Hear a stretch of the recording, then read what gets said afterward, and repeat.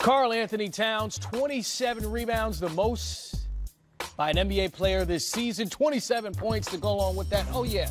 And a stop on Anthony Davis in the final seconds of this one. Just an amazing performance from him. And he just seems aggressive. And this is what we thought we would get from him at the end of last season, beginning of this season. He's certainly out of his shell. Yeah, he's taken over as the leader that they wanted him to be. You heard during that broadcast that he's starting to lead some of the other young guys as well. And the rebounding performance stands out to me among the many things that's unique right now with this version of Karl Anthony Towns. I agree with you totally. He's having a great, he's doing great from a rebounding standpoint and from a scoring standpoint, and he's now the leader. I think that trade kind of worked out for both teams. Philly needed somebody like Jimmy Butler to score on the perimeter.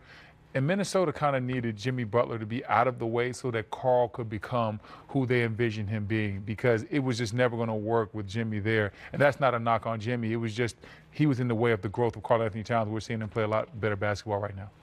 And certainly even for Andrew Wiggins, who took 21 shots, he was just 7 for 21, but down the stretch, he looked more confident and comfortable with the ball in his hands. Well, I think for Andrew, it comes down to, once again, he had to adjust to being the third option when Jimmy Butler was there. Now that Jimmy's not there, Tibbs is no longer there, I think he feels a certain level of freedom. He now knows that he has more range and he has more opportunity because he's now the true number 2 option. So his role is more clearly defined as it was a couple years ago. When you're the third option, that's tough. You have to be the most selfless person, and sometimes that doesn't always work out. So I think Wiggins is more comfortable in the number 2 role. And I think Ryan Saunders will probably be a more mild-mannered coach, and I think that'll work well with Wiggins' personality.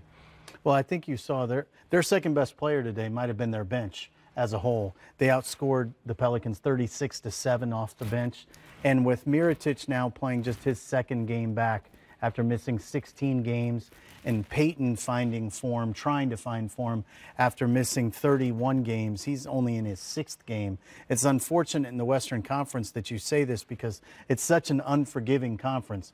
But they're now 3 games back in the loss column of a playoff spot, and this New Orleans team doesn't really have the time to find a rhythm. They need to just hit the ground running right now, and it's hurting them. When you look at the situation in New Orleans, a lot of times the conversation is, oh, Anthony Davis, well, he needs to do a little bit more. But when you look at that bench, they only have 2 guys that scored off that New Orleans Pelicans bench. You can't expect to win games, especially if you're trying to make a playoff push.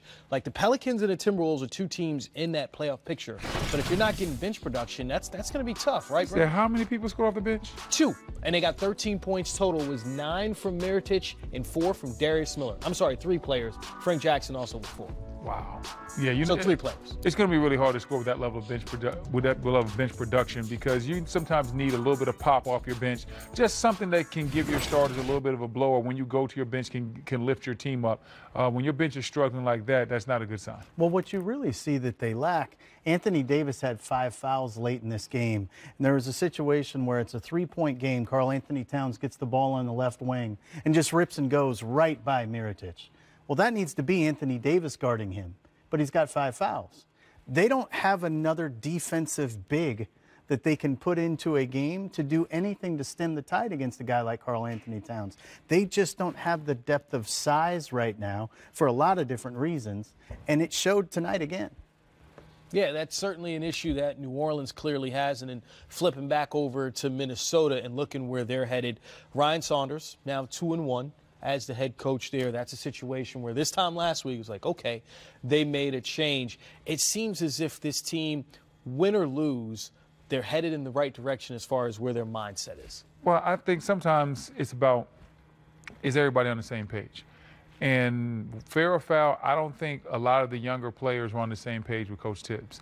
And so if you realize that and your management going forward, then you have to get somebody in there that relates to those younger guys, can convey the message that you want conveyed from upper management standpoint, and then we can move forward with that plan. And I think Ryan Saunders fits that mold. And you can tell they're buying into it. Yes, certainly great to see Karl Anthony Towns.